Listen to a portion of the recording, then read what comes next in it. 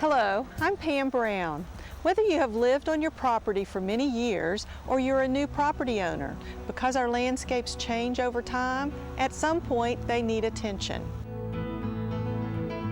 As plants mature, they can alter the local ecosystem by producing more shade, crowding out nearby plants, adding organic matter to the soil, or interfering with structures such as sidewalks and buildings.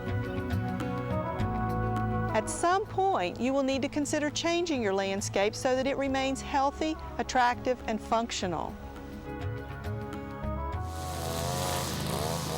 The lawn is probably the one element of a landscape that needs the most attention. We have to mow it on a regular basis, fertilize it on a set schedule. We may need to apply pesticides for diseases and insects that attack the lawn grasses throughout the year, and we have to water it when it's dry. In fact, research shows that when it comes to water use in a typical household, up to 50% of our water goes to watering our lawns.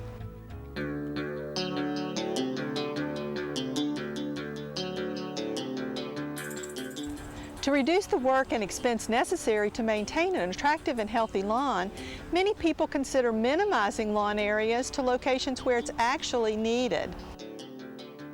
These locations may include play areas for children and pets, and recreational areas where durability and a speedy recovery from damage are necessary. In addition, turf grass is a good option to hold the soil together on slopes. However, turf grass does have its limitations. One important consideration is the amount of shade a location receives.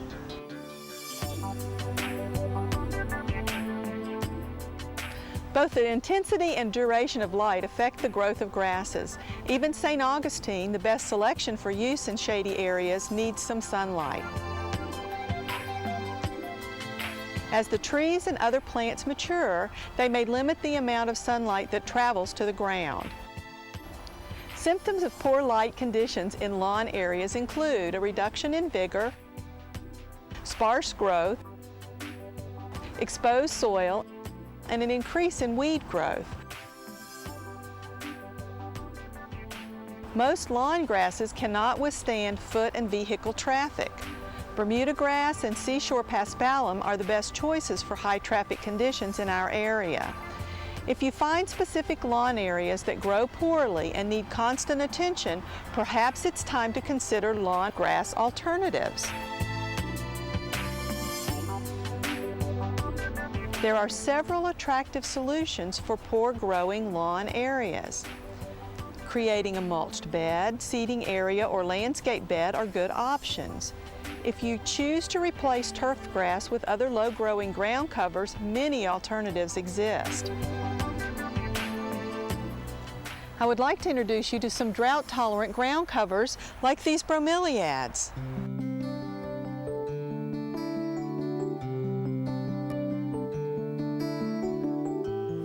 Bromeliads can fit into any landscape as numerous varieties vary greatly in size, color, flower type, habit, and growth requirement. In general, the leaves of bromeliads form an urn that collects moisture for the plant.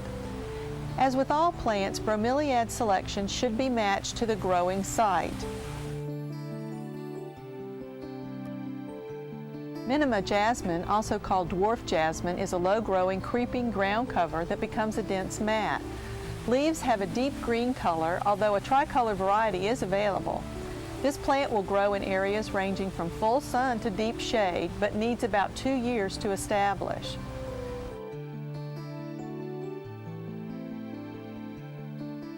Sunshine mimosa, also called powder puff, is a creeping ground cover that prefers full sun. This native plant has light green, airy leaves and displays pink puffballs of flowers most of the year.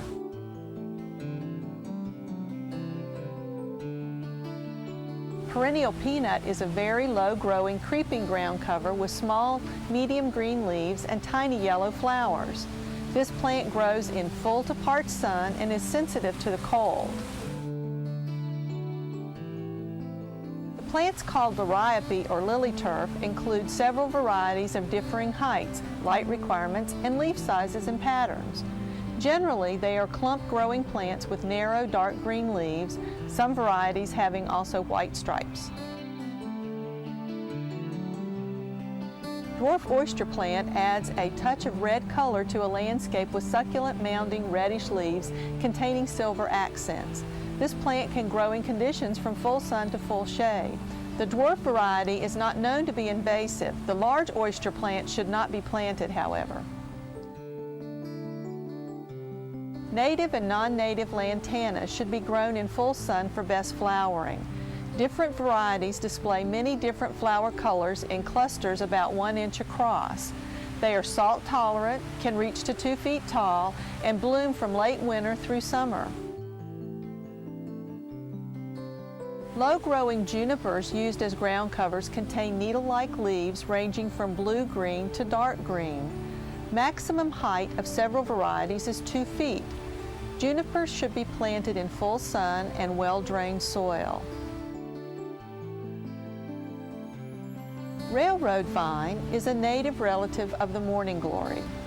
Typically found in beach locations, this creeping plant with light green, heart-shaped leaves displays large, pink trumpet-shaped flowers most of the year. Beach or dune sunflower is another native beach plant.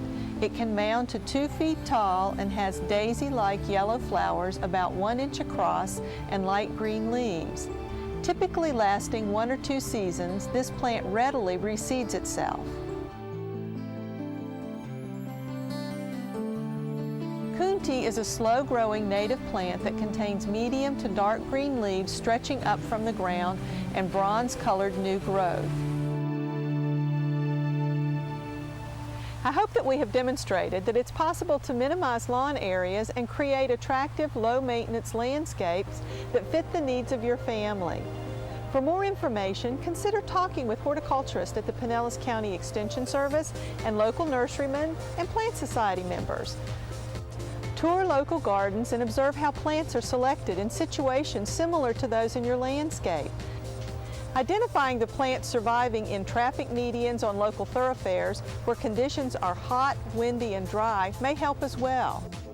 Just remember, proper planning and selection can help you create a successful landscape.